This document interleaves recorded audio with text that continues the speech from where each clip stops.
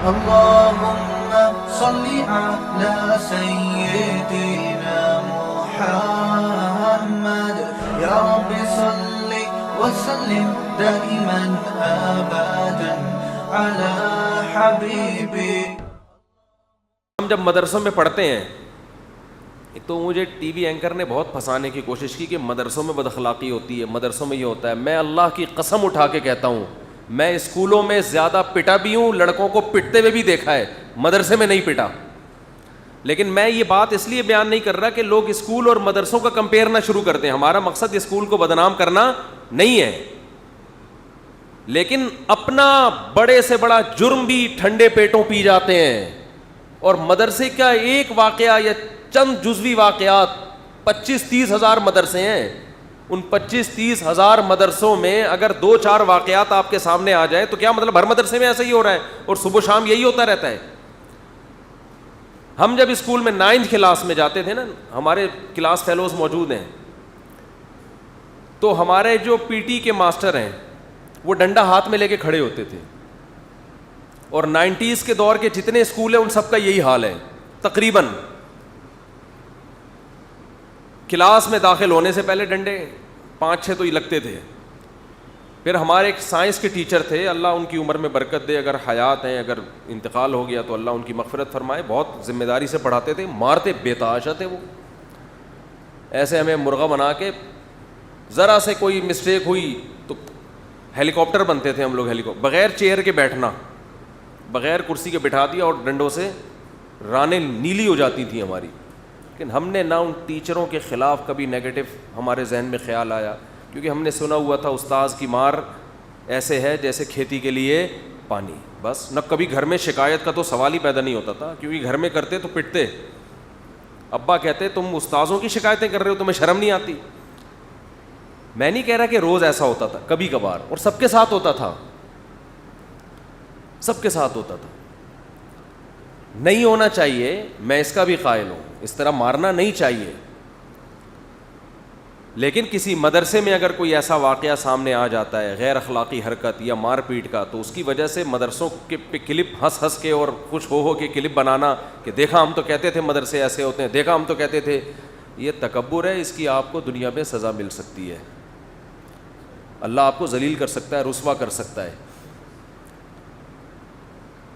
تو انسان کو نا حد سے آگے نہیں بڑھنا چاہیے.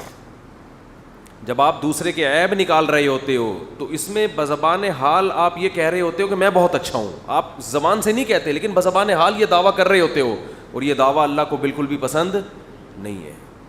حدیث میں آتا ہے الکبریاء ردائی، تکبر میری چادر ہے، جو اسے کھینچنے کی کوشش کرے گا میں لڑوں گا اس سے. اللہ اپنے علاوہ کسی کو نہیں رکھتا واقعی. تو اس لیے یہ جو واقعہ اسکینڈل آیا، اس میں اب مدرسوں کے خلاف ایسے کلپ بازیاں ہو رہی ہیں، لوگ مزے چس کے جیسے ان کو خوشی ہوئی ہے، ان کو بہت خوشی ہوئی کہ یہ واقعہ ہو گیا. افسوسناک واقعہ ہے، سزا ہونی چاہیے. لیکن آپ کے انداز بیان سے ایسا لگتا ہے کہ جیسے آپ بہت خوش ہیں کہ ہمیں مدرسوں کو بدنام کرنے کا ایک موقع مل گیا. میں نے 20 سال پڑھایا ہے، اب بھی پڑھا رہا ہوں. میں نے وہ ٹی وی اینکر کو انٹرویو دیتے ہوئے کہا تھا کہ 20 سال کے عرصے میں میرا چیلنج ہے، سینکڑوں طلباء ہیں میرے، سینکڑوں، پورے ملک میں، بیرون ملک بھی. کوئی ایک طالب علم لے کر آؤ جو یہ کہے کہ فلاں موقع پہ ہمارے اس استاذ نے ایک تھپڑ مارا ہے ہم کو. اور یہ میرا دعویٰ نہیں ہے، آپ کو مدرسے کے سینکڑوں اساتذہ یہی دعویٰ کرتے ہوئے نظر آئیں گے. کوئی ایک لے کر آؤ. تو اور ہم نے جن اساتذہ سے پڑھا وہ ادھر ہی مدرسوں کے ہی فارغ ہیں، انہوں نے بھی ہمیں کبھی نہیں مارا. وہ انہی مدرسوں سے فارغ ہیں، جامعہ فاروقیہ، کچھ بنوری ٹاؤن سے، کچھ دارالعلوم کرنگی سے، کچھ جامعہ اشرفیہ لاہور والا، تو انہی مدرسوں سے فارغ ہیں جو. اور میں جب مدرسے گیا تو میں نے اپنے اسکول کے ٹیچرز کے اخلاق کو بھی دیکھا اور مدرسے کے ٹیچرز کے. زمین آسمان کا فرق تھا علماء کے اخلاق میں اور اسکول ٹیچرز کے. وہ بھی اچھے تھے، میں نہیں کہہ رہا وہ خراب تھے، وہ میرے لیے قابل احترام ہے. لیکن جو ہم نے ایمانداری اور اخلاق مدرسے کے اساتذہ میں دیکھا وہ ہمیں اسکول میں نظر اسکول میں ایسے ٹیچرز بہت تھے جو بد اخلاقی سے بات کرتے تھے. مدرسے میں ہمیں ایک بھی نظر, مجھے کم از کم ایک بھی نظر نہیں آئے. میں جب گیا نا مدرسے کا پہلا دن تھا تو ہمارے ٹیچر ایسے بات کرتے تھے, آئیے بیٹھیے کھائیے, اس طرح کے الفاظ میں ایسی شائستگی تھی ان کے. اور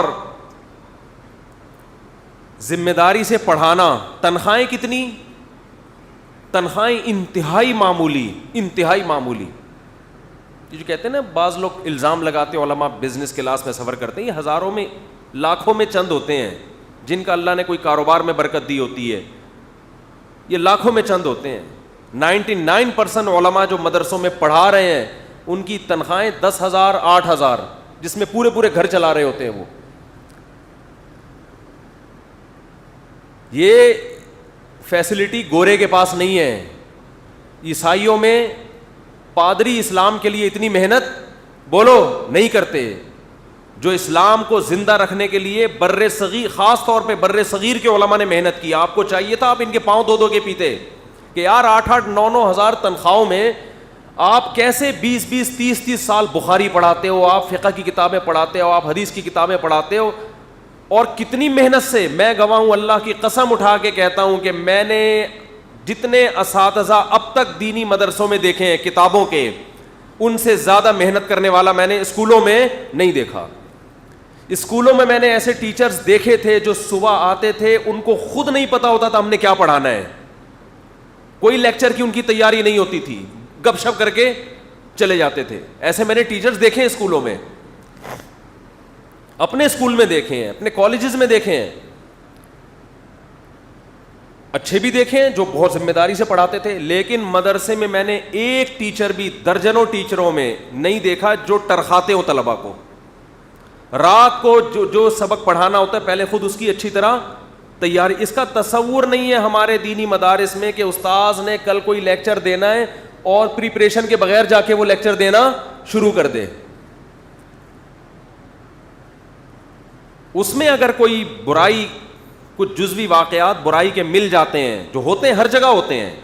دیکھو دنیا میں کتنی مضبوط قانون سازی ہو, کتنی اچھی تربیت ہو, برائی کم تو ہوتی ہے, ختم کبھی بھی نہیں ہوتی. یہ اصول یاد رکھیں. برائی ختم اگر آپ چاہیں گے نا ختم ہو جائے, تو اس کا مطلب تو پھر شر اور خیر جو اللہ نے دونوں کو ساتھ چلانا ہے وہ سیٹ اپ تو ختم ہو گیا نا. تو موقع مل گیا لوگوں کو اس اسکینڈل کے بعد باتیں بنانے کا دینی مدارس کے خلاف. دینی مدرسے کی ڈیفینیشن کیا ہے, یہ بہت اہم پوائنٹ ہے سمجھنے کا. بعض لوگ یہ بھی کرتے ہیں, یہ حقیقت بیان کر رہا ہوں آپ کے سامنے, جن کے پاس کمانے کا کوئی ذریعہ نہیں ہوتا. ایسے بھی لوگ ہیں, کمانے کا کوئی ذریعہ نہیں ہوتا. وہ کیا کرتے ہیں, شہروں کا رخ کرتے ہیں. کچی آبادیوں میں انہوں نے 4 دیواری کھڑی کر دی, وہاں لا کے 8-10 یتیم بچے کرائے پہ لے کے. بولو یار, اب مجھے نا ڈر لگ رہا ہے آپ لوگ کہیں میں سے بعض لوگ یہ سلسلہ نہ شروع کر دیں, یار یہ تو ارننگ کا بہترین ذریعہ ہو, یہ والے پارٹس تو ہمیں پتہ ہی نہیں تھے. 4 دیواری کھڑی کی, 8-10 یتیم بچے ادھار لے کے بولو ڈال دی. اب ان کے نام پہ بکرا دے مار 4.5 سائن بورڈ لگے میں ہمارے ہاں یتیم بچے. وہ بچے بھی ایسے ہوتے ہیں لگتا ہے آرڈر پہ یتیم کروائے ہیں باقاعدہ, کیسے ایسے مرجھائے ہوئے چہرے, ان کے پھٹے پرانے کپڑے. وہ ویڈیوز بھی ان کی جا رہی ہیں اور وہ منہ دکھا دکھا کے ان سے لوگوں سے چندہ لے رہے ہیں. کسی کو کوئی پرواہ نہیں ہوتی, محلے والوں کو یا انتظامیہ کو یا اور لوگوں کو, بھئی یہ کتنا آڈٹ کا کوئی سسٹم تو ہو, یہ چندہ کہاں آ رہا ہے, یہ چندہ کہاں جا رہا ہے, ایجوکیشن کا کیا سسٹم ہے. تو یہ ادارہ مدرسہ نہیں کہلاتا, یہ دکان ہے. یہ اس کو تو مدرسہ آپ نے خود نام دیا ہوا ہے. ایسے بہت سے ادارے ہیں. تو لوگ ان یتیم بچوں کا منہ دیکھ دیکھ کے کیا کر رہے ہوتے ہیں, پیسے دے رہے ہوتے ہیں. وہ کمانے کا ذریعہ ہے. وہ محتمم بعض دفعہ کھا رہا ہوتا ہے, دبا کے کھا رہا ہوتا ہے, اور تھوڑے سے کھلا بھی رہا ہوتا ہے وہ. تو یہ آپ کا قصور ہے, یہ مدرسوں کا قصور نہیں ہے. یہ تو آپ کا قصور ہے کہ آپ مدرسہ اور دکان میں فرق بولو نہیں کرتے. یہ تو آپ کا قصور ہے کہ جو منہ اٹھا کے آتا ہے آپ 2-4 یتیم بچے دکھا کے آپ سے پیسے نکلوا لے اور آپ نے پیسے پکڑا. مفتی طارق مسعود صاحب کے بیانات سننے کے لیے youtube.com/مفتی طارق مسعود کو سبسکرائب کریں. और अगर आप लाइव वीडियो को कभी भी मिस नहीं करना चाहते हैं तो सब्सक्राइब करने के बाद बेल आइकन पे क्लिक करना मत भूलें। जज़ाकल्लाह।